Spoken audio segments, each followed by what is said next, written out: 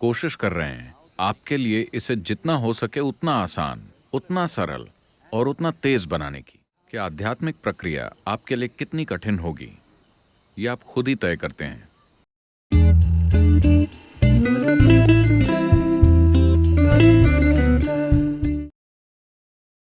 मैं चाहता हूं कि आप ये बात समझ लें कि आध्यात्मिक प्रक्रिया आपके लिए कितनी कठिन होगी, ये आप खुद ही तय करते हैं। प्रकृति नहीं, या आपके गुरु नहीं। प्रकृति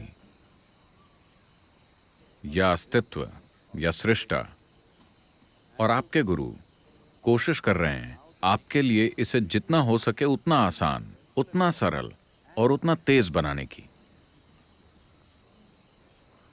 क्योंकि अगर आप ज्यादा समय लेंगे तो यह आपके जीवन के बर्बाद होने का सवाल नहीं है, यह मेरे जीवन के बर्बाद होने का सवाल है। अगर आप लक्ष्य तक नहीं पहुंचे तो सवाल आपके फेल होने का नहीं है, सवाल मेरे फेल होने का है। आप तो जानते हैं कि मुझे हारना अच्छा नहीं लगता। क्या आप देख सकते हैं? मुझे हारना अच्छा नहीं लगता। आपको देखना चाहिए कि मैं किस तरह सड़क पर गाड़ी चलाता हूं। मुझे हारना अच्छा नहीं लगता। अगर आप यहां एक महिला के रूप में हैं तो यह काफी आसान है, लेकिन अब बहुत सी दूसरी चीजें भी हैं। विदेशी बैंकों को हैंडल करना मुश्किल होता है क्योंकि छुपी हुई शर्तें होती हैं। हर समझौते में एक छुपी हुई शर्त होती है। वो इतने छोटे शब्दों में लिखी होती है कि उन्हें पढ़ने में पूरी जिंदगी निकल जाती है। तो ज्यादातर लोग उन्हें पढ़े बिना ही उस पर साइन कर देते हैं। तो सारी छिपी हुई शर्तें मिटा दीजिए। यहां सिर्फ एक महिला के रूप में रहिए। यह बहुत आसान है। अगर आप यहां सिर्फ एक पुरुष या सिर्फ एक महिला के रूप में हैं तो बस इतने की जरूरत है। इसके लिए इतनी सारी बातों की और बकवास की जरूरत नहीं है। अगर मैं बस ऐसा करूं तो आप वहां पहुंच जाएंगे। So, devotion is another dimension of intelligence, which unfortunately today's world has lost out on. तो भक्ति बुद्धि का एक अलग आयाम है जो दुर्भाग्य से आज की दुनिया ने खो दिया है। अब वो छोटा लड़का जो वायलिन बजा रहा है, वो बस 16 साल का है। वो अपने पिता की तरह जीनियस बनने से ज्यादा दूर नहीं है। वो लगभग वहां तक पहुंच गया है। काफी कम समय में वो लड़का उस स्तर तक पहुंच जाएगा।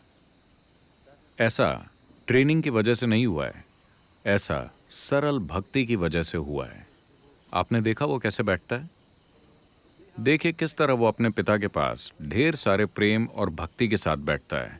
आप उसकी आंखों में देखिए, वो कितने प्रेम और भक्ति से अपने पिता की ओर देखता है। उस भाव में सीखने की प्रक्रिया एक बिल्कुल दूसरे तरीके से हो जाती है। एक आंध्र प्रदेश में एक बहुत ही उम्दा संत हुए। आंध्र प्रदेश में ऐसा कोई घर नहीं है जिसमें इस संत के बारे में कम से कम एक छोटी सी किताब ना हो। वैसे उनका नाम तो कुछ और था, लेकिन लोग उन्हें वेमन्ना बुलाते थे, तो उनका नाम वेमन्ना है। वो अपने गुरु के साथ थे और वो थोड़े बुद्धू से थे। वो एक बुद्धू साथी है। वो इतने अनाड़ी हैं कि उन्हें कोई भी बात समझ नहीं आती। मेरे पास ऐसे बहुत से लोग हैं और वो बढ़िया काम कर रहे हैं। वो कुछ भी कर सकते हैं। होशियार लोग, जिन लोगों को लगता है कि वो बहुत होशियार और स्मार्ट हैं, ईशा में वो लोग उलझ जाते हैं। अनाड़ी लोग बढ़िया काम कर रहे हैं। किसी और को लग सकता है कि वो कुछ भी नहीं है, लेकिन उसके किए कामों के नतीजे को देखिए, वो अद्भुत हैं। तो ये एक अनाड़ी है। गांव के सारे लोग उनका मजाक उड़ाते थे, लेकिन गुरुजी को उस पर दया आती थी क्योंकि वो औरों की तरह स्मार्ट नहीं था। एक दिन गुरुजी को किसी बहुत जरूरी कार्यक्रम में जाना था, तो वो नदी पर नहाने के लिए गए।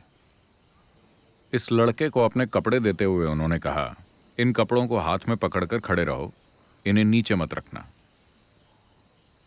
क्योंकि जमीन गीली है और कपड़े गंदे हो जाएंगे। इन्हें नीचे मत रखना, बस इन्हें हाथ में पकड़े रहो। तो गुरुजी नदी में डुबकी लगाने और नहाने के लिए चले गए, और जब वो बाहर आए, लड़के ने कपड़े जमीन पर रख दिए थे। कपड़ों पर मिट्टी लग गई थी। उसने इसलिए उन्हें नीचे रखा क्योंकि जब गुरुजी ने उसकी ओर देखा, उसे लगा कि उन्हें कुछ चाहिए, और वो कपड़े नीचे रख गुरुजी की ओर भागा। वो बहुत सरल है, एक बार में एक ही चीज, वो दो चीजें नहीं संभाल सकता। ये दो चीजें थी, कपड़े और गुरुजी। दो ने उसे मुश्किल में डाल दिया। गुरुजी ने यह देखा, अभी उन्हें कहीं जाना है, उनके कपड़े गंदे हो गए हैं, और उन्होंने उसे कई बार कहा भी था, इसे नीचे मत रखना, इसे नीचे मत रखना, और उसने नीचे रख दिए। तो गुरुजी ने उसे एक चौक दी और कहा, तुम बिल्कुल बुद्धू हो, तुम और कुछ नहीं कर सकते। यहां बैठो और बस राम राम राम लिखो इस पत्थर पर। इससे ज्यादा तुम कुछ नहीं कर सकते, बस इतना करो, शायद तुम पर कृपा बरस जाए। बस यहां बैठो और राम राम राम लिखो, उसी जगह पर बार बार लिखते रहो। लड़के को इतनी शर्म आई, उसे इतना दुख हुआ, क्योंकि गुरुजी उससे निराश हो गए। उन्होंने उसे कितनी बार बताया, लेकिन फिर भी वो समझ नहीं पाता।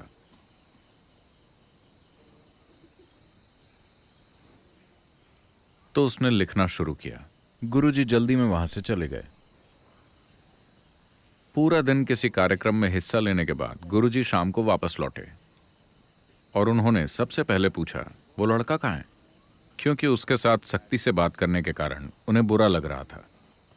लड़का आश्रम में नहीं था।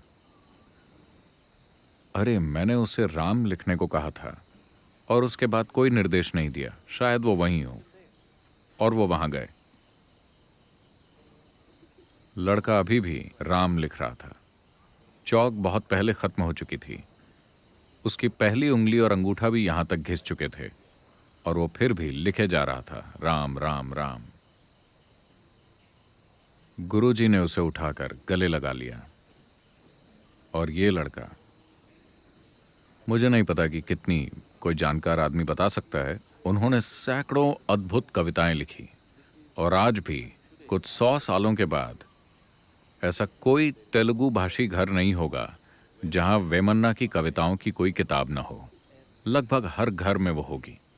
जिस किसी को भी पढ़ना लिखना आता है, उनके घर में वो होगी ही, और लगभग हर कोई इन कविताओं को जानता है। उन्होंने अद्भुत कविताएं लिखी, सिर्फ अपनी भक्ति के माध्यम से। तो भक्ति ऐसा कर सकती है, क्योंकि भक्ति बुद्धि का एक दूसरा आयाम है। भक्ति ऐसी बुद्धि है कि आपको समझ आ जाता है कि आपसे कहीं बड़ी एक बुद्धि भी मौजूद है, और आपने अपनी छोटी सी बुद्धि को किनारे रखना सीख लिया है। वही भक्ति है। भक्ति का मतलब हर दिन पूजा करना, ये या वो करना नहीं है। भक्ति का अर्थ ये है कि आपका जीवन से जुड़ाव इतना गहरा है कि आप खुद भी मायने नहीं रखते। जो काम आप कर रहे हैं, आप उससे इतनी गहराई से जुड़े हुए हैं कि अब यह मायने नहीं रखता कि आप क्या हैं। तब आप एक भक्त हैं। भक्ति का मतलब है आप खुद से खाली हैं, वही भक्ति है।